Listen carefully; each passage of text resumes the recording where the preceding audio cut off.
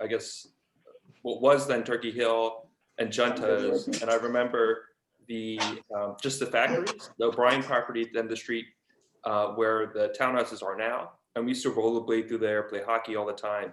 And that end of the street used to flood quite a lot, a couple times a year, and you could go like rafting down the street. So most of my memories growing up had to do with factories we can skate through, and the flooding of the street. I also remember 10 Downing Street, which was a restaurant near where Planet Fitness was, and that'd be like a lunch spot you might go with your parents or lunch spot. And I don't know what it was. No, that's what it was. I was young, but I remember it being the I gotta restaurant mute myself we would here. go I to. forgot. He was a kid. Yeah.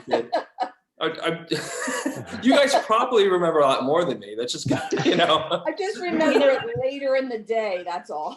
Oh, was it later in the day spot? Well, You know, the owner of 10 Downing Street rents an apartment from me. oh, really? Oh wow. Yeah, he's still here and he actually has restaurants in Spain, Oh, nice. but he hasn't been able to go over there because of the pandemic. Oh my gosh. Yeah. All right. Well, maybe you can All bring right. it back. Sorry, Josh. No, it's great. Maybe I'll learn from you. What do you guys remember? So you talked in the past with the Downingtown focus there that Chief McGowan and Senator Dinniman, who's obviously just retired a few weeks ago, were some of the biggest influences you had growing up. Who else along the way has kind of been helping lead you to the promised land? Well, you know, everyone on the Zoom.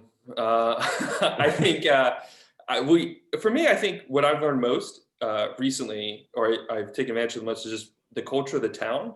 And I didn't realize how much that frames you till you get outside the town and you start sharing ideas with other people. I think growing up just culturally in a middle class town, what was a lower middle class town for a lot of folks, and going to a county which is one of the wealthiest in the country from a budget perspective, from a municipality, and seeing like different things. And there's not a whole lot of electeds who come from the central or western part of the county. There's a whole lot from like the main line, and we had Terrence from the southern part of the county for a while.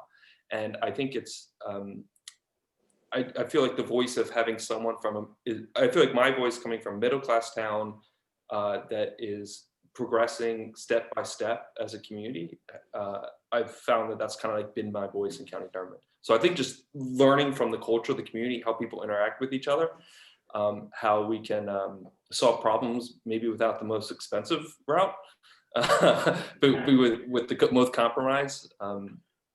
It's the best I could do it. But Jim McGowan was huge. He's just a mentor and a really good person to think about what he would do in any situation for sure. Yeah, I think you have made a good point there that Chester County is so diverse. From, you know, you have Exton, Westchester, Phoenixville, with these population centers and the urban, for what it is out here, an urban area, and then you go southern Chester County and it's Oxford and it's mushrooms and Avondale. So it's almost the whole range of commerce just in one county. Mm-hmm. So then ties into business here. So it was just Small Business Saturday a couple weeks ago, and business people in Downingtown are really the heart of the town, what makes it go. So what do you think of that, like that local small business community and how they've really established themselves in town there?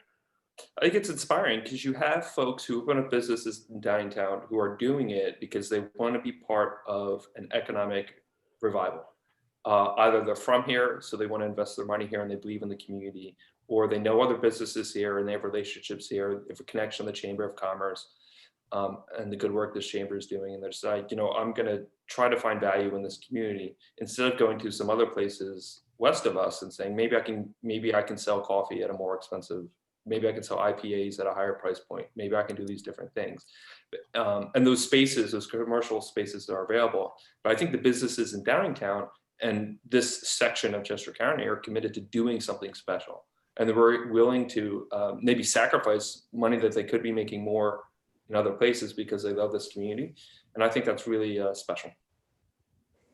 Absolutely. Agreed. So if we go back in time there, you're 25, 26 years old, just out of college, and you decide, I'm going to run for mayor of my hometown rather than get an apartment in Westchester and go bar hopping every night. So what went behind that decision to do public service instead of, you know, sowing your wild oats in your early to mid 20s? Well, I've talked about this a lot. I'm not going to get into big detail, but I came home to help mom out. There was a divorce and whatnot, and needed to come home and help with the kids, and was just finishing up at Westchester. And so I was going to be here for a year, 2 years between undergrad and graduate school. And I would join the planning commission and to find something to do in an evening, and really enjoyed it. I just really enjoyed it. And you had Steve Miller, who's a firefighter on there. Eileen Moyer, who'd been part of the community for a very, very long time. Steve's helping out the borough at the time, Steve Plogger, coming into planning commission meetings, providing guidance there. And I just really enjoyed working in a very quiet setting, in an apolitical setting, where you're just trying to come up with these pieces and how to make the town grow and change for a better way. And I spent 5 years on the planning commission, and I think I loved it. And so I decided that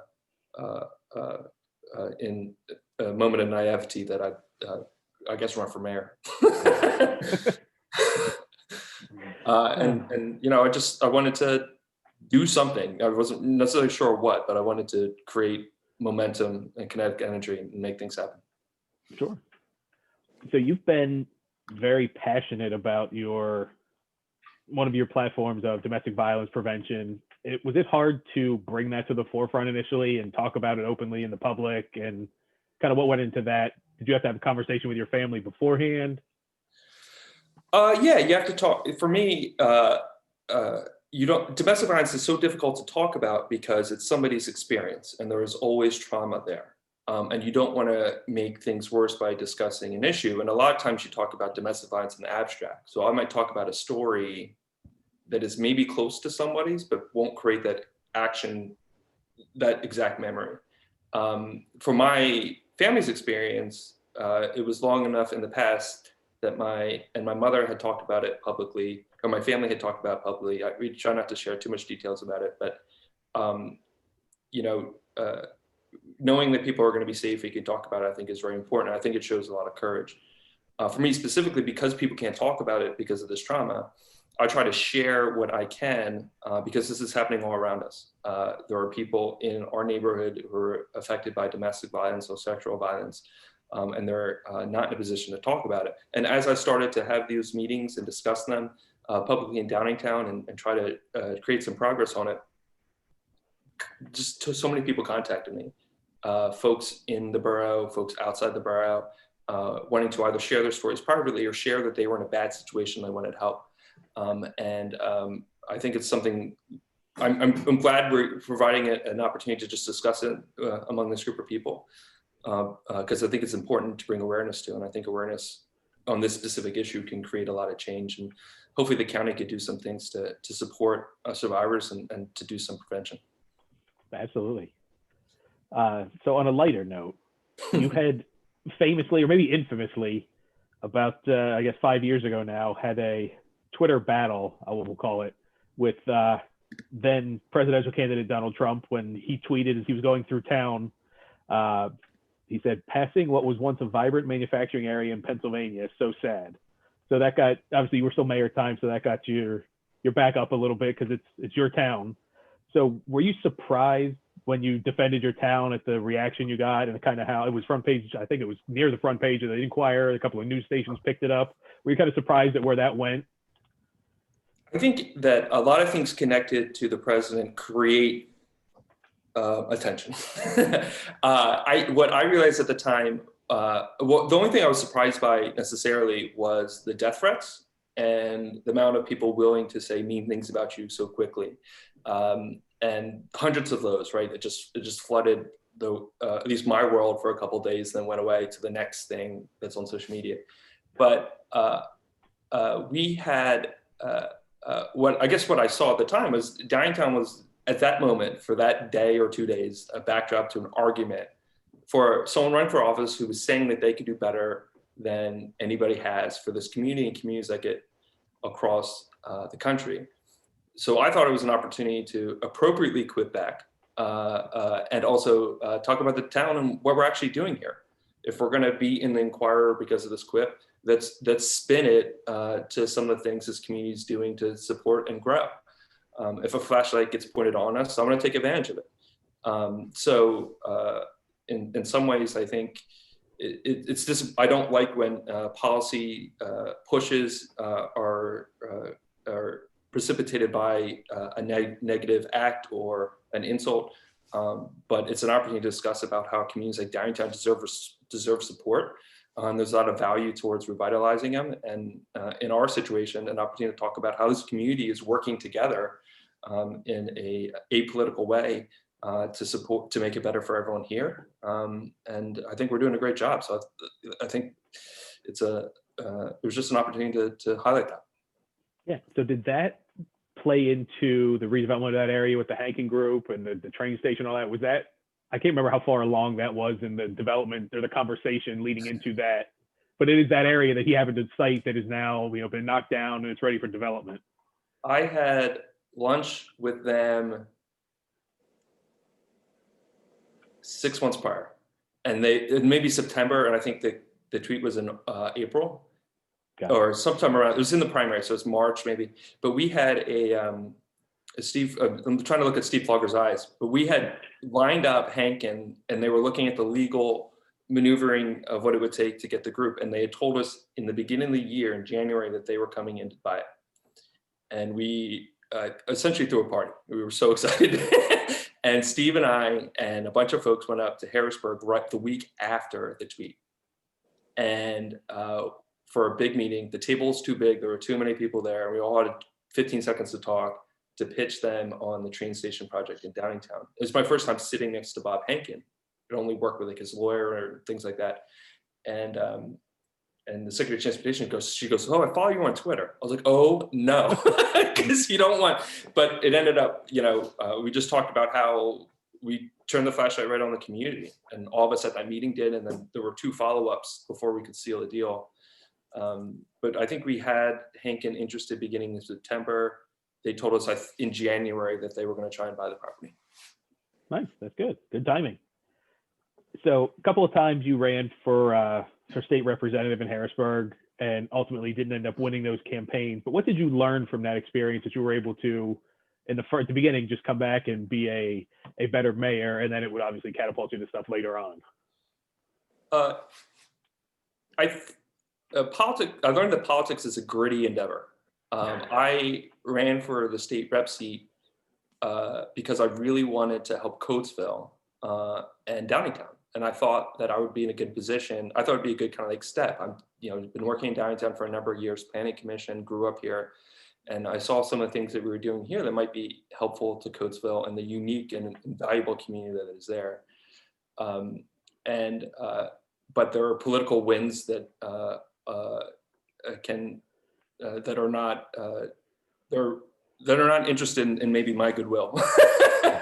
So you just kind of have to roll with the punches a little bit and not give up. I'm happy that I have the opportunity now to represent this area. And I also learned you just can't give up. If you have something to offer it. It's okay to go to 10 job interviews before you get the 11th, and maybe the 11th one might be the best one that's available to you. And I ended up finding a place where I can represent and support and help a little more than 500,000 people in Chester County. And I don't think without losing, I'd be as determined as I am today to try and create progress. Yeah. So what went into your decision then to pivot and focus on the county commissioner seat? I guess it was 2019 or 18, whenever you made the decision that you were going to run for that. It was kind of like the first mayor election where it was like naivety. Blair and I had gotten married in August, and that was my focus. I was doing international development, and we were going to travel across the country, which we ended up doing, just filling up a car and driving across the country. And we had these things we were going to do. She could write from anywhere. International development, I could kind of be portable, based in Philadelphia, but could kind of be portable. And so we're going to do a lot of traveling. But between August and October, people just kept pounding me about it. There was this political change happening in Chester County, and so I started asking people if this was really something they wanted to do. They wanted me to do, because I didn't want to get into a situation like the state rep races where I ran and you find out people weren't really with you. And we got enough support, so my wife said, "Let's go, let's do it." let's put our plans on pause, and this is an opportunity. Let's go for it. Nice.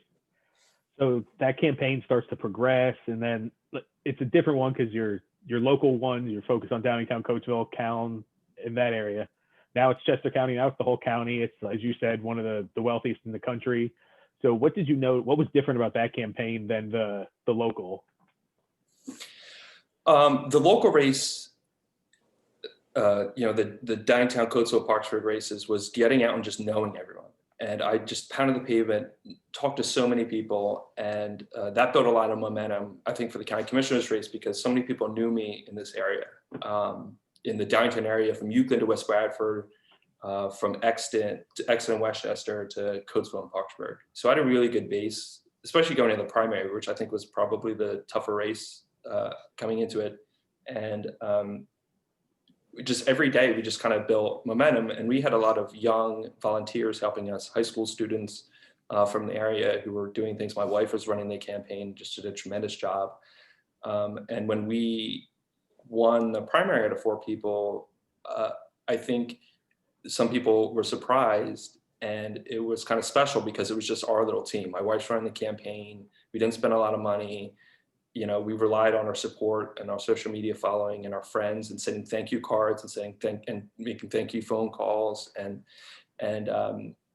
it felt really just fulfilling, and to share that experience with people in this community was super nice. And then these big races, they end up getting part of this huge operation for the general, and it comes out. But I really enjoyed the primary. I thought it was it just felt like it was me, and it was us, and it was definitely a team effort. Nice. So if we can go back in time to January 1st, 2020, you're getting ready to start, brand new commissioner, blinders are on now because we don't know what's going to happen in the future here. So what were your initial goals at January 1st, 2020 for what you wanted to accomplish this year? Naively, not knowing what was ahead of you, but at the beginning, what were you looking to get done as your first year as a commissioner? I wanted to, I'll use the term fix the budget, but maybe just adapt new budget policies for how we decide how to spend money countywide. Just resetting, taking a fresh look at our priorities and making sure that we're spending money efficiently. And I would say that's like step one for any time you take over an organization, is how's the money coming in and how's it going out, and how can we make sure that process is happening efficiently. Value isn't getting lost in these transactions back and forth. Whether it's looking at what banks can give us the best interest rates on the money that the county has, or just all kinds of, how do we make best uses of our space? If we have, maybe the most commercial office space in Chester County, are we taking advantage of that appropriately? Should we be renting out some of that space? And the reason for that is, we are going to have goals and things we want to do over the next few years. If you can fix your budget and get it the way you want, and find savings in that budget the first year, it's going to create opportunities to do really cool things moving forward. So number one, we want to get a handle on the budget. I needed to understand the budget and find ways that we can make it better. The next thing was, we wanted to build momentum, start building those relationships to extend regional rail through the central part of the county and through parts of the eastern and possibly southern part of the county, and build on better service out to places like Downingtown and a number of other communities. And another thing idea I had is, we care about open space, we care about land preservation, we want to keep that going, but just connecting these land preserves. How can we create a trail network throughout Chester County where you can ride your bike from Thorndale to Oxford, or from Thorndale to Phoenixville, without having to go along the road? Since we have all this property, 30% of Chester County is preserved, larger than the size of Philadelphia and Pittsburgh combined. Like they're the entire size of both those cities. More than that is combined in Chester County. Let's make this useful, and let's find a way to build this trail network so we can start connecting these municipalities and these places, so that you could ride your bike in Chester County for a decade and not have to go along the same route. So I think that might be a cool thing for us to work on every single year, and have some pretty cool, I think, things that are going to make the population in Chester County very happy in how we streamline the budget process and put benchmarks online so people can see how the money is being spent and towards what goals that money's going to. And you can see if a project or program is passing or failing based on a benchmark that we can post online. So our team right now is working on that. And hopefully we can do that year 2 and only be 1 year behind. Good. So if we can pull back the curtain on government a little bit here, you can give us an inside look. So we fast forward, it's the end of February, it's the beginning of March, and all that stuff ended up getting put on hold. So can you describe or just kind of tell us what it was like to be on the inside for some of those first few days and weeks of March as this pandemic, the word starts to come out and decisions have to be made and you can start to see what's happening, what it was like for you? Well, we're kind of all in this together, right? We're seeing this wave happen from Seattle, I think it was Washington, and then New York City, then Philadelphia, and it's on its way, right? The NBA, I remember it was an important night when the NBA canceled their season right before a game and just hit pause and said, send everyone home out of the arena. For us, we had our first positive March 12th, I believe, March 12th, March 13th. But Montgomery County was so far ahead of us with their cases and deaths. We kind of took, I think, stronger actions, meaning that we didn't wait for us to get to the high numbers that they had. So we made, I think we were the first county to send everyone home, the employees, if they were not essential. So 911 operators, absolutely, got to be in. But if you're, making copies, if you're doing something that you could do from home, we're going to send you home and wait to figure out what this is. So we care about employee safety because the county's the 3rd largest employer in the county. Then we went out and started figuring out what we're going to have to do. What are we going to have to scale up very quickly? Whether that's testing, PPE, things like that. And I think that we should all feel very lucky. I certainly did, that the county already had in place these emergency operations plan. I think one of the things that makes Chester County really good is our emergency services, police, fire, EMS, and their ability to scale very quickly. So in, I think a day, I think we decided to do it on Wednesday. On Friday, our emergency operations center was fully functional with our health department. Our health folks took over the emergency operations center and started connecting hospitals to PPE, getting PPE to every police and fire department in the county. And I think they just did a tremendous job scaling this. So it was kind of like we were prepared to make quick decisions because the way we were organized. And we also had the financial capacity to go out and make a lot of investments really quick. Quickly get $3 million of PPE in before it gets bought by somebody else. Quickly go out and get that testing vehicle we need before it gets bought by somebody else. We just kept pushing go and letting our really, really good employees do their work. And I think they did a great job. How long did you go without a good night's sleep? I don't think I sleep well now. As it relates to this issue, it changes so quick. And the guideline, I'm sure I know there's a lot of frustration in the business community with the guidelines changing all the time. And parents are frustrated about the school stuff changing so much. And I was meeting with parents today, the CDC guidelines on one hand and the Department of Health for Pennsylvania on the other hand. And I'm like, I understand your frustration. There's still so much to do. And so we have so much planning to have in place as citizens that we need to understand on how to deal with a pandemic. I still think we're behind the ball a little bit. So there's still a lot of work to do on a government end to make sure that people in Chester County know what's safe to do, what's not safe to do. I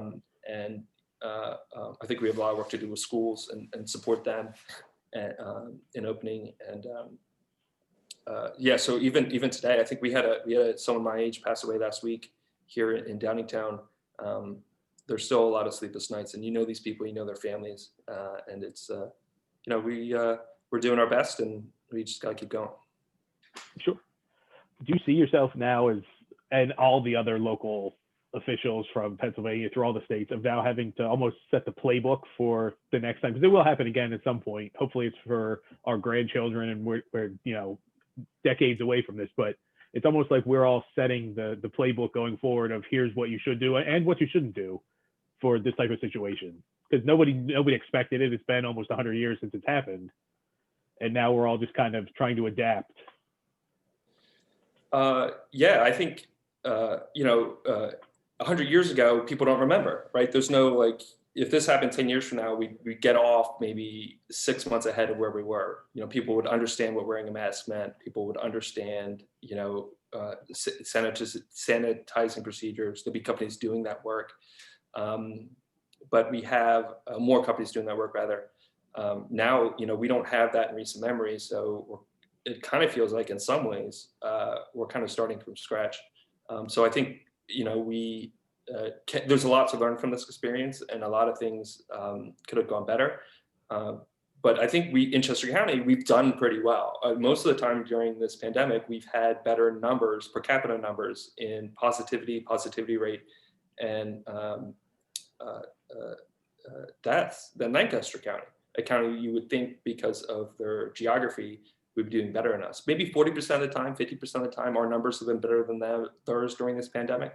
And I think it's a credit to Chester County adapting really well to the situation. Our business partners, our public partners, our nonprofit partners working together, our emergency operations team, our healthcare workers is doing a tremendous job. And we have a lot of hospital capacity in Chester County for our population, to Mainline Health, Penn Medicine, Tower Health, and a number of others.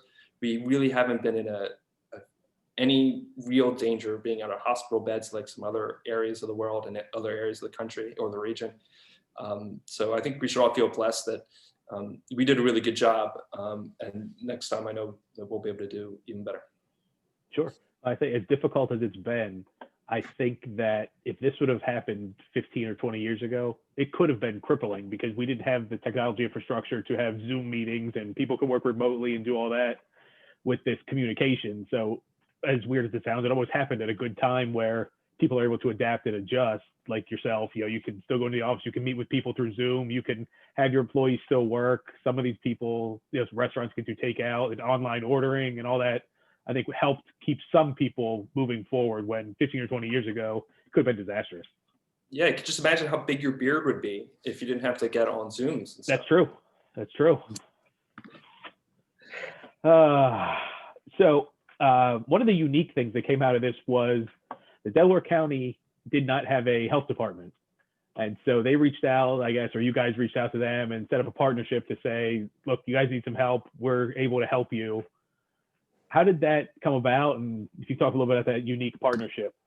Yeah, so we kind of, we do calls, we were doing calls every day. Now it's every other day with our colleagues just to hear what they're hearing, what worked, what didn't work in their counties. So Philadelphia, Delco, Montco, Bucks, and us. And sometimes, usually it's nothing. But every once in a while, it's like this thing happened and we don't know what to do. And we were able to do a lot of information sharing. And out of that's come a lot of different things, like buying the right equipment or connecting suppliers to different people. Delaware County was dealing with the Pennsylvania Department of Health. And I think that they felt, I can't speak for them, that they weren't getting information as quickly as they would if they had a locally run health department, meaning that our health director knows the folks at Penn Medicine and can call them and figure out how many ventilators they have or how many masks they need or what have you, or call Conestoga High School, Avon Grove Charter, like, because somebody lives here and knew these people already, having those local connections was really, really important to moving things around faster. So they expressed some concern about it and felt like they needed some help there to make sure that they could move at the pace that other counties were. So our health director offered. She just said, I'll do it. Well, we didn't increase our salary. We didn't increase our staff salary. She said, what's going to happen in Newtown Square is going to affect what happens in Westtown. And we need to make sure that they have everything they need. And a lot of this is just duplicating what we're doing. So if we have a supplier for masks, they're buying it from the same supplier. If we're using our chambers of commerce as we did to distribute some of these things, we can duplicate that and copy it. So it's not 50% more work, but it just makes information sharing, and they have someone that they can come in and do that. It is also a financial arrangement for the county where Delco is reimbursing us for all of the services, which is great for us because if our health department's willing to put in that extra work and offset our county budget during a pandemic in the process, it's worked out really good for both sides. So I think Delco's getting the local support they need where they can pick up the phone and call a health director and say, what do we do about this school? There's an outbreak. Or something, or how do we get testing to this area? They think they really need it. We can we know someone that can do that. So our health director just said, I'd like to help. And once we figured out she had the capacity to do that and worked out the numbers with them, it seemed like a no-brainer. That's good. It's great to see people working together, and it's just great. So you've said 2021, the first half's probably still gonna be a little rough, but we're hoping for a little positivity as we get a little farther down the line there into the last half of the year. Can you just talk a little bit about how difficult it has been for you and the commissioner team to strike a good balance between keeping the public safe and keeping the economy stable at the same time? Because it's a tough balancing act, certainly. Yeah, and it's weird because you get into this and you guys know what the different levels of what government do. You know what the federal government does, we know the local government does, and some people, not many, know what county government does. And you would think in county government, where you're facilitating grants and you're maintaining parks and preserving them and running a court system, you're not necessarily interacting with people in anywhere near the degree. There's not a spotlight on you like there is this year, where we have to go out and spend money to keep the economy going, where we need to go out and spend money to keep people safe from a pandemic. And for us, it's like we realized that our floor from an economic perspective was probably higher than our neighbors. So we try to be really strategic in Chester County with how we distribute funds, knowing that some organizations were going to be able to see this through 2021. And we realized that many were not. And so we tried to pick off those sections of Chester County where we knew we're going to need the most support and work with our business community to identify what those are. So we did a couple. One was, when this was a big push of mine, that was childcare. People throughout the summer were worried about having virtual learning for their kids, not being able to support and get them the help they need. So we gave $5 million to childcare centers and $10 million to provide childcare for working parents so that they can work and have their kids get an education at the same time to the best that you can in this situation. Now, at least there wouldn't be financial restraints. We made sure to take care of the emergency services responders, knowing that we didn't want them at risk at all. And the economy here is so important to our future that we pulled together a group of business leaders, and this chamber's helped us out a great deal with it, just to get ideas, feed us ideas on things we can do to make sure that the economy comes out of this in good shape. Good. So the current makeup of the county commissioners, you've got yourself and Commissioner Moskowitz and Commissioner Kickline, and they have different backgrounds than you. Obviously, you've got the public service, a lot of that. They went through, Commissioner Moskowitz is a developer, Commissioner Kickline is a law background, and she's a previous commissioner. So how has that dynamic been, and how has that helped keep you guys ahead of, not ahead of some of the other counties, but being able to react and do things as a team? I think we've really, I think there's a feeling in Chester County, at least at the county commissioner level, that the board should be working together at all times, meaning that the votes should be unanimous. We should figure out everything we need to figure out behind closed doors and then vote together. And we always have done that this year. We haven't had a non-unanimous vote all year.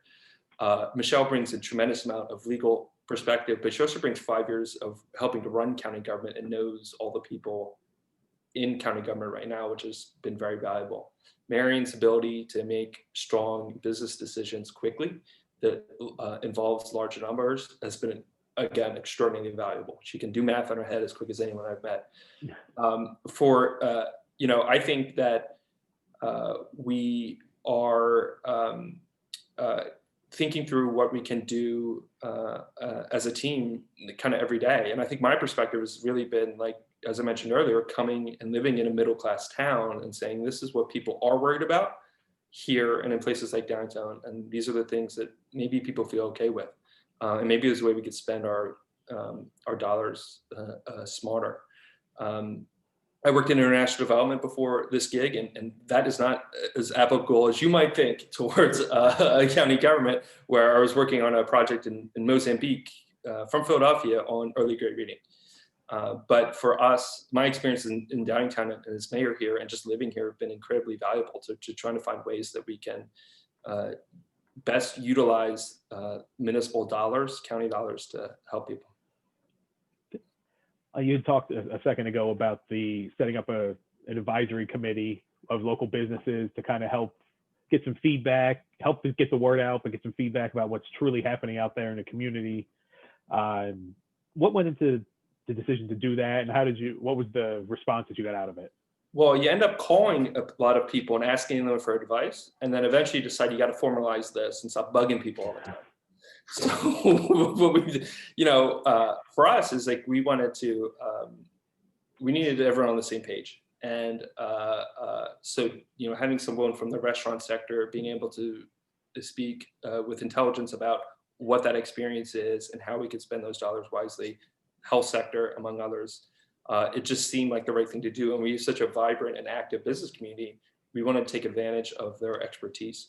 And it ended up working out, I think, really well. I think it was one of the better things we did was set up these committees and commissions where information can flow from the private sector to the decision-making group at the county quickly. And we can act almost immediately. You guys also engaged all 9 chambers of commerce in Chester County, and I think it's relatively unique that they all work together. There's meetings every quarter that they talk about. They're meeting all the time behind the scenes anyway that a lot of people don't realize. So it's not necessarily a competition. It's everybody's working towards the betterment of the community and the economy and the businesses. So you guys were in constant communication with them. Can you talk about kind of how that flow went? For us, you rely on 501c3s, the nonprofit sector, to do a tremendous amount of work, especially in a pandemic like this. And chambers of commerce are everywhere. So you think about things that could touch everyone. What's one group of folks that you can utilize that are in every community throughout Chester County, so we can make sure Oxford and Phoenixville both have representation at the table? It's chambers of commerce. Like, in Oxford, they might be dealing with different types of businesses than Phoenixville is doing. Coatesville's dealing with different things than the main line's dealing with. But if you engage with chambers of commerce, you're engaging with all sections of the economy in Chester County generally. And you realize how valuable these 501c3s are and these networking groups are when you need them. So you look at those things that are all throughout Chester County: volunteer fire departments, libraries, and chambers of commerce. And we found ways to utilize those public buildings and those networks, I think, at every step of the way throughout this process. And I'll call some and just check in and make sure they have what they need, and just making sure they know to ask if they need something. But it's been, you just think about, what you don't want to have is, you end up with a situation where you end up just because they're more active or more vocal, you're helping just one part of the county and not the other. And chambers of commerce seem like a good way to engage with all parts of Chester County. Yeah. So if we bring it back to Downingtown a little bit here as we get near the wrapping up, what do you see on the horizon the next couple of years in town? You're not as connected as you used to be now, but maybe Mr. Downingtown, Phil Daig, fills you in on some stuff from time to time. What I can expect for Downingtown is I think that we should have some announcement at the county level about an extension for the Chester Valley Trail, and some announcements regarding the trestle bridge over 322. PennDOT, what I can say is that PennDOT has offered to sell the county that beautiful piece of steel, and the county has agreed on a price to fix it up. Final finishes touches on how to turn that into the trail are being planned. But the go push and the opportunity, the decision to pursue that, turning that into a trail with county dollars has been made. Just finishing up and making sure there are no surprises. And then PennDOT will turn it over to the county, and we'll get moving on that and connect it into where the train station is going to go. Here in this community, I think Downingtown's doing really well from my perspective, especially from a municipal budget standpoint, where the county has about $3.5 million in debt to a $10 million budget, and that's one of the best ratios of municipality. Now I'm going around the county around, where Downingtown just went through, I think it's 8th or 9th budget without a tax increase, the borough, and has continued to pay down its debt and is investing more money every year into public improvements. And for a borough that's growing, that's a really good place to be, where you don't have those outlying debts that you have to pay off and then have to raise taxes exponentially that you see some other municipalities have to do because they didn't get the growth they expected, or they structured their debt 15 years ago to have a bubble at some point. So I think you're continue to see a town that's doing what it's doing. You're eventually going to see this train station get built. Hankett's going to start those apartments and commercial buildings in the spring. And I think that as downtown continues to grow and get younger and businesses start to open, I think you're going to have a really cool environment here. And it's a blast. That's why I live here. Yeah. So two of our chamber members and board members, actually, Downingtown School District, Dr. Troy Poydell is on our board, and Junior Achievement of Southeastern Pennsylvania, Paul Capel is on our board as well. They've been working a lot behind the scenes on career development and career readiness, and a lot of that in partnership with the chamber and school districts. Everybody's working together on it.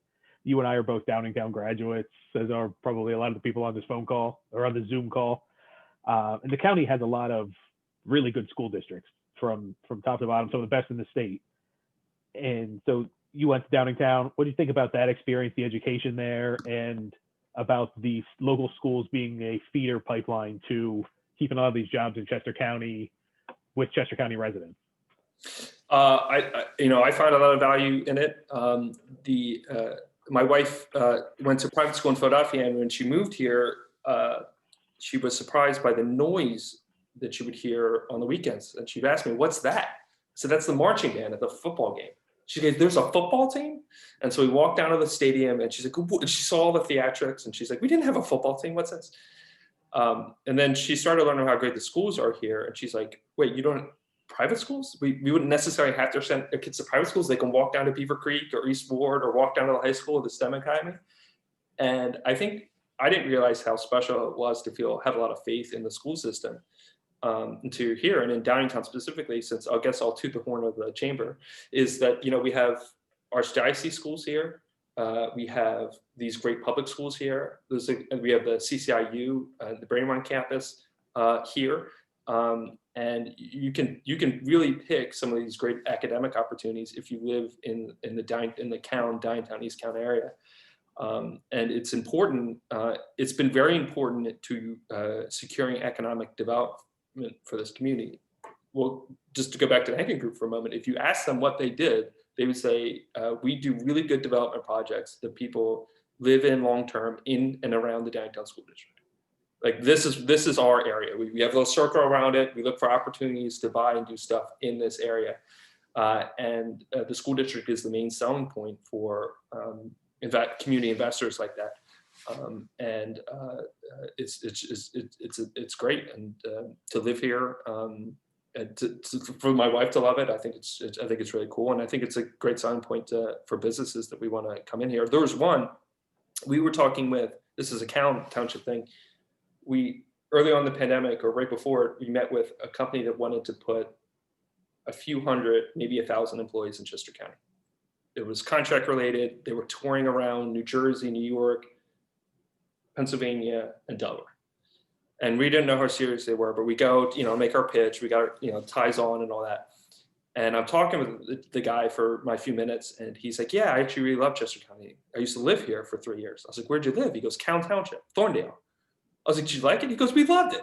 He goes, "My wife, we had our first kid over here, and, we'd walk around the neighborhood, walk down by the golf course. And it was like, he doesn't live here anymore, but his eyes lit up talking about Thorndale, because it's kind of like where him and his wife's life got started." I was like, "Come back. I'll get out. I'll get a realtor for you right now. We'll lock this down." Thorndale's still there, just getting better. We'll make it happen. So it does help bring jobs here when people want to live here. They say, where a company is going to go, where you find out where the CEO wants to live. There you go. Yeah. So you were talking about your wife there earlier. She's an author, has written a bunch of books, and I guess we'll still consider you a newlywed. It's only been a few years. So what have you learned through being married now, and how has that kind of shaped what you're looking towards in the future? Being married shaped. I think my wife is so smart and I know everyone says that about their spouses, and we're all right. But I think my wife sets out to find ways to be helpful to me, and I find that very valuable. Uniquely, she's really smart and can learn things very quickly, like run a campaign for county commissioner and beat all these expert political people in a primary. She loves this community. We could live. I told her, is there someplace you want to live besides Downingtown? She said, I want to live on Highland Avenue. I want to live near Steve Blogger. That's what she said. She's like, I could be just down the street from Steve, or we're getting out of here. And she's just been so committed and a great partner and so smart, and she's the world. Yeah. All right. So lastly, what do you foresee for late 2021 into 2022 for the county? I could see like a lot of businesses starting up now. Some of the barriers to entry of having to buy real estate and office furniture and some of that infrastructure now with Zoom and teleconferencing, telenetworking, all that might be able to work from home. Some of these small businesses popping up. What's the county they're planning to do to help support and encourage this kind of growth to fill in these jobs that have been lost over the last 9 or 10 months? Yeah, I think one of the things we did smartly was save our chips for when they might be needed the most. So we announced last week $10 million for businesses so far out of our CARES allotment. So a lot of municipalities kind of spent their CARES allotment, then hope to get more. We saved our chips as best we could. So we have $10 million going out towards for small businesses to hopefully get them to the spring. Right. So if we write the check here in mid-January, for X amount, and we mapped it out, how far into the future will that get them into the spring? Is it March? Is it April? Is it May? Depending on the business. So we're going to go out, get these applications beginning on Thursday, score them, and figure out what the need is there. We have other grant programs that aren't going to spend to their allotment or aren't expected to. So we might be able to go and do even more than we've committed to, but we want to be really smart about it and not overpromise. I feel that the county is really prepared moving forward for what we're going to do. The policy folks at Penn, at CHOP say, we got a couple more weeks of the surge. We want to keep it, keep everyone doing what they should be. So the county should be in a better financial position in what we have to go out and support in first and second quarter in 2021. But we'll be prepared to do anything. One of the things we're going to do is have these mobile testing sites throughout the county that we can move around to hotspots, but also have them available if people have trouble getting in colder weather to testing sites, or they just fill up. If the CVS is just back, we're going to be able to backfill testing throughout the county and help people who maybe are underinsured or uninsured of the process. But we'll, I can only speak to what we can prepare for, and I think we're going to prepare for the worst through 2021, but fully expect to have this population, to the degree they want to be, vaccinated through the spring. Good. Looks like that was the hit my list, but left us looks like about 5 minutes, so right on target somehow to keep this around an hour. Does anybody have any questions they'd like to ask Josh? Josh, you're going to answer a few questions, right? I'm sure nothing will be too hard hitting. I have a couple easy ones for Josh. Right, actually, one easy one. Josh, you probably heard that Ron Jaworski was canceled, one of our earlier speakers, due to COVID here. So I thought maybe we'd get a 2-for-1. So what's your opinion on Jalen Hurts versus Carson Wentz? Got to give it. I watch this stuff religiously, and it scares me to death. The kid looks really good. Yep. We had a good run with Randall. We had a good deal with running quarterback and Donovan when he was young. The kid looked good. Nice. We'll see. But Nick's a free agent after the year. Maybe Nick. We gotta play it out. Nice. And something I just want to share with the group. Josh already knows this, but our cat is named after Josh. And how this actually happened is my granddaughter, who is 16 now, and when she was 5 years old, we used to drive through town all the time because she was with us every day. And Rochelle adopted this cat, and we just couldn't figure out a name for it. So we're eating dinner one night, and we couldn't come up with a name. We says, Brianna, what do you think? How about a name? And she said, call the cat Maxwell. And it's like, Maxwell, like what? Maxwell? Where'd this come from? She says, hey, every time we drive by, everybody's got his sign in the yard. They must love this guy. So it's like, so that is why our cat is named. So. They ended up with a lot of other names. So.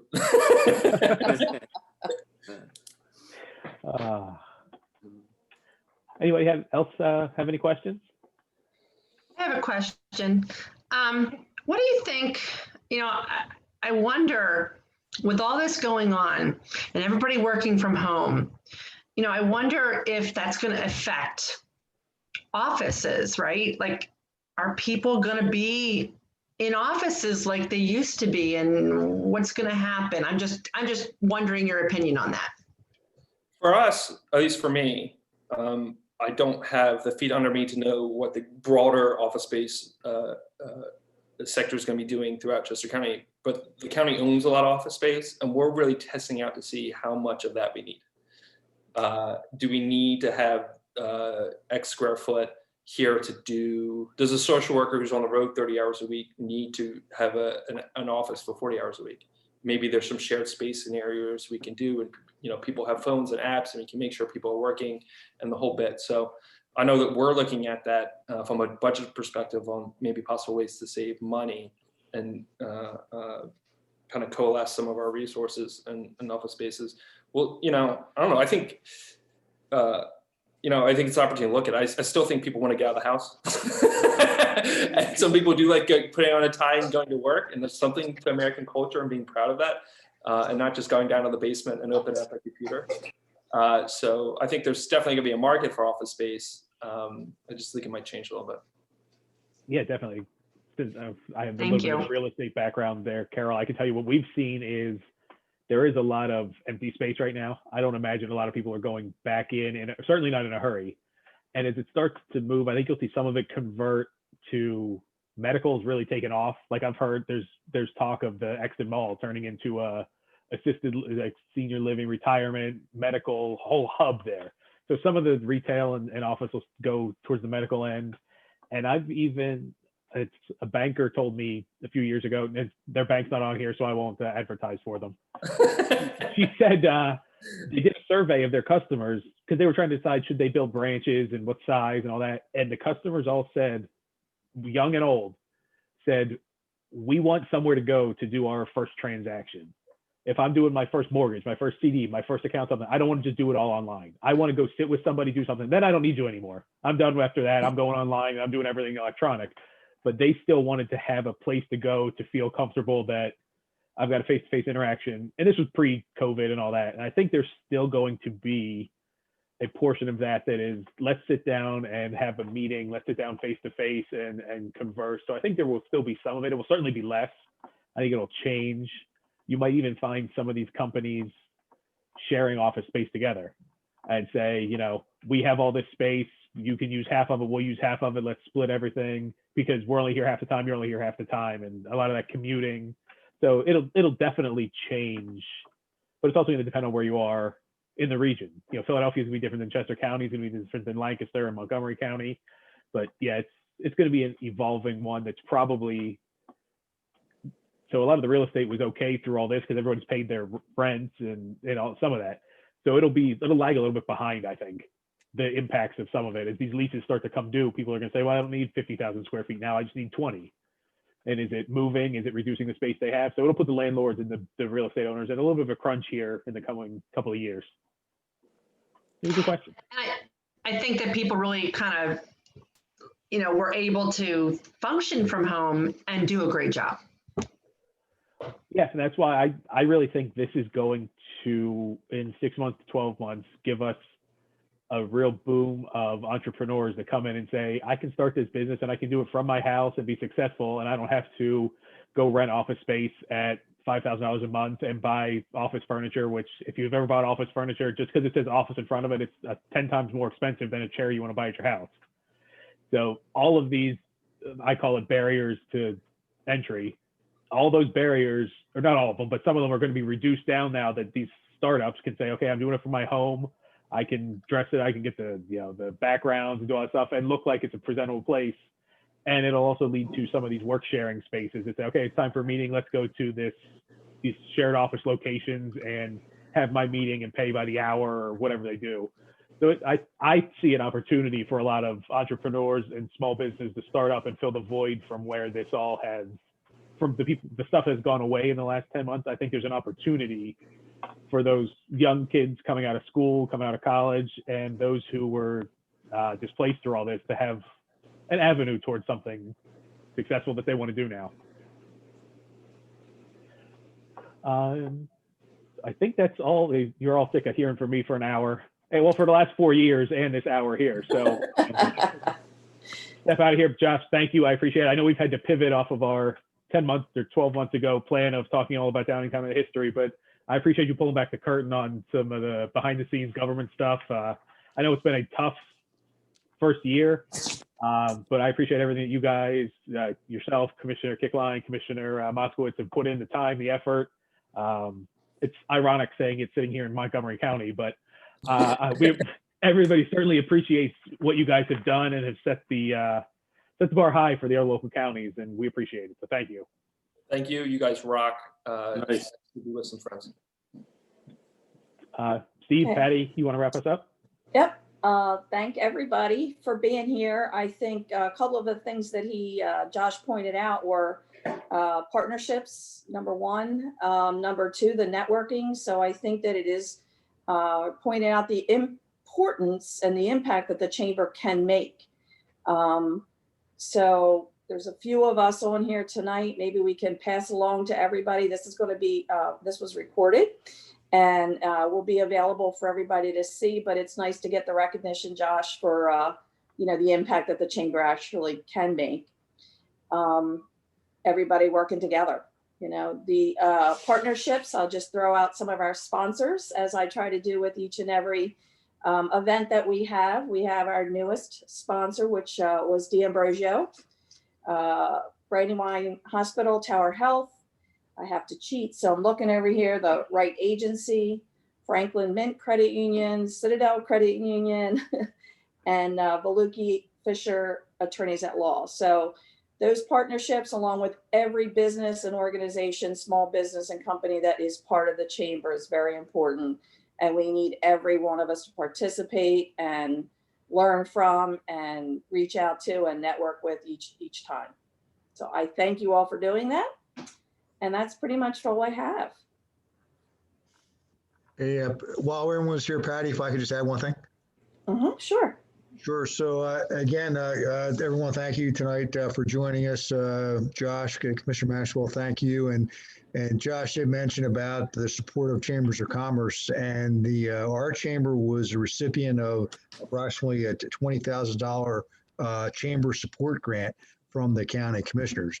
And Josh, along with the other two commissioners, were obviously responsible for that. And that helped us keep our doors open because, as all of us know, right, we're an event-based organization. Yeah, we're an events-based organization. When you can't do events, that really hampers things. So we're hoping that 2021 will be a return to Downingtown Fall Fest, highly valued community event, and our Christmas parade and tree lighting and all those things. So we're looking forward to that. So thank you, Commissioner Maxwell. And just our next event for the chamber, we're fast forward into January. So the third Tuesday was our luncheon. Will be a virtual luncheon again. So January 19th, and the Downingtown area school district will be featured. Mike mentioned Dr. Troy Podell, and he's on our board. He will be back at this luncheon as our speaker, and he will be talking about the Downingtown Ready program. And that's all, again, about career development or workforce development and how that comes into play. So he'll be our speaker on January 19th, and we'll get all the information out in our newsletter, be out the first of next month to go from there. You're not going to want to miss it. Make sure to join us. Yep, very good. Patty, that's all I have. Back to you. All right, that's all I have. Again, everybody, happy holidays, I guess would be the right way to say it. Enjoy, stay safe for the snow and all that tomorrow and Thursday. Thank you, Josh. Thanks, Patty. Thanks, Thank Josh. you. Good Thank you, job. Mike. Thanks, Mike. Good job, Mike. Thank you. Thank you.